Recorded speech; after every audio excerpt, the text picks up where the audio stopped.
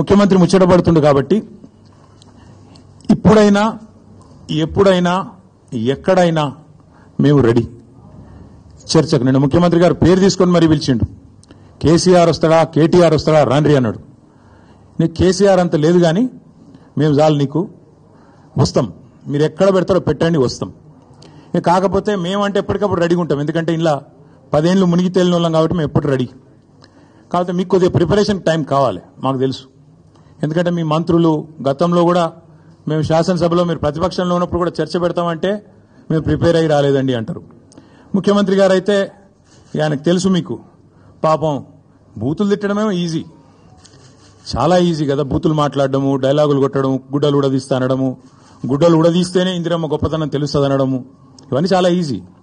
కానీ ముఖ్యమంత్రి గారికి నేను ఎందుకు 72 గంటలు టైం అంటున్నా అంటే మళ్ళా మీరు అక్కడికి చర్చకు వచ్చి బేసిన్లు బెండకాయలు అని చెప్పి ఆయనతో ఉన్న పరువు తీసుకుంటే తెలంగాణ ముఖ్యమంత్రి పరువు పోతుంది. ఇప్పటికే మీరు ఎంత సిగ్గుమాలిన వ్యక్తో ఇప్పటికే అందరికి అర్థమైపోయింది. ఆయననే చెప్పిండి నిన్న కేసీఆర్ వస్తాడా కేటీఆర్ వస్తాడా అన్నాడు. మరి నేను వస్తా అంటున్నా, నీకు దమ్ముంటే రా, లేదంటే ఇంకొక ప్రతిపాదన 8 తారీఖు నాడు, ఇలా 5 తారీఖు, ఎందుకంటే ముఖ్యమంత్రి గారికి ప్రిపేర్ అయ్యేందుకు టైం పడుతుంది. 8 తారీఖు నాడు 11 గంటలకు మేమందరం వస్తాం సోమాజిగూడ ప్రెస్ క్లబ్, రా, నీకు కృతి చేసి పెడతాం. నీ కార్యకర్తలతో సహా వస్తావా, నీ ఎమ్మెల్యేలతో సహా వస్తావా, వాళ్ళు ఎంతమంది వస్తారో చెప్తే వాళ్ళకు కూడా ఇంతజాం చేస్తాం. ఛాయ్ బిస్కెట్ కూడా మా సోమాజిగూడ ప్రెస్ సోదరులను అడిగి అది కూడా ఏర్పాటు చేస్తాం.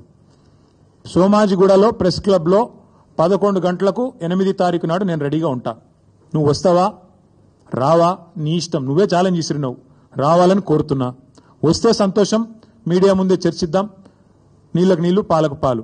రైతులకు ఎగ్గొట్టిందంతా యాక్చువల్గా ఇచ్చిందంతా రేవంత్ రెడ్డి ప్రభుత్వం. మీరు చెప్పింది ఏంది, అసలు ఇచ్చింది ఏంది? మీరు చెప్పింది ఏంది?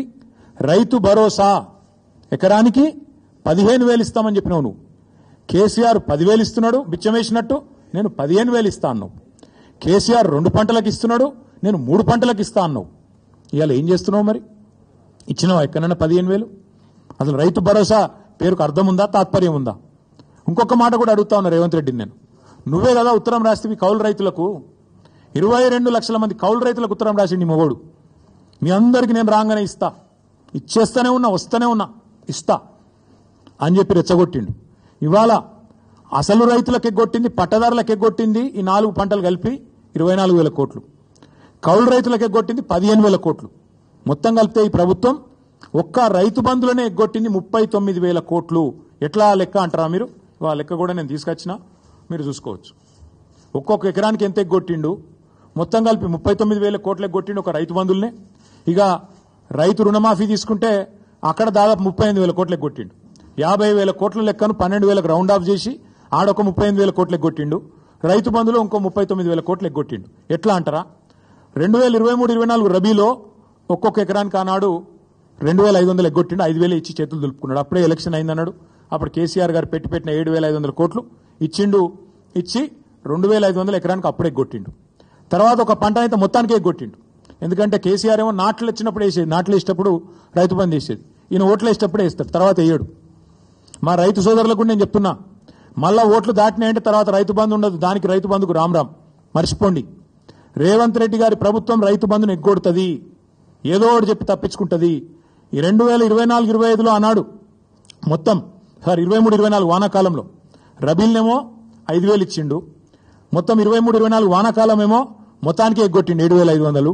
అటెన్క 2024-25 దానిలో కూడా మొత్తం ఎగ్గొట్టిండు 7,500.